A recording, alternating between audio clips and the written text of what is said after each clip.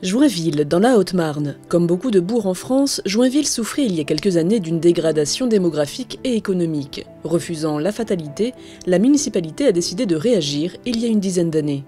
Dans le cadre de la politique de revitalisation du centre-bourg, la démarche a été à la fois globale sur l'ensemble de la ville, équipement, limitation de l'étalement urbain, et maximisée sur le cœur de ville où les problèmes se conjuguaient, mais où à la fois on est dans des politiques transversales avec le patrimoine comme chapeau, c'est l'enveloppe bâtie et paysagère, et là-dedans l'habitat, le commerce, la culture, l'ensemble des fonctions. La municipalité a donc mis l'accent sur la rénovation de son patrimoine. Si elle a engagé des travaux sur le patrimoine public, l'essentiel du budget a été alloué à des projets privés par le biais de subventions.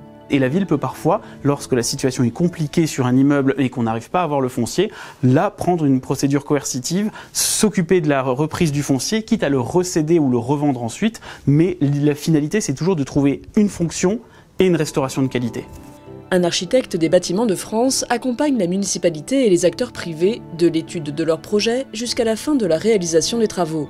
Une permanence architecture et urbanisme a été mise en place au sein de la mairie. Joinville possède un patrimoine très riche qui a été oublié jusqu'assez récemment. Ce patrimoine, on le retrouve non seulement sur les extérieurs mais également sur des intérieurs. Le patrimoine forcément forge l'identité de la ville, c'est une richesse commune que chacun doit pouvoir partager.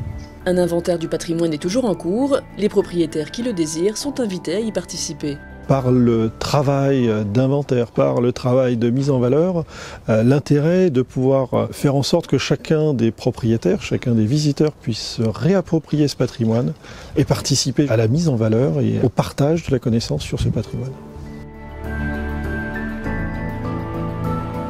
La revitalisation du centre-bourg, c'est une prise de conscience politique qu'il y a un problème dans les cœurs de ville en général et dans les petits bourgs en particulier. Et une fois qu'il y a une prise de position politique qui commence à se clarifier sur ce sujet, elle a besoin évidemment pour être mise en œuvre de techniciens, mais aussi d'alimentation après entre le technique et le politique pour encore mieux approfondir les problématiques du territoire et développer davantage encore cette équipe technique et ses actions. La mise en place d'une AVAP en 2012 et d'un comité local d'accélération des politiques publiques par les services de l'État ont encore dynamisé les opérations de rénovation.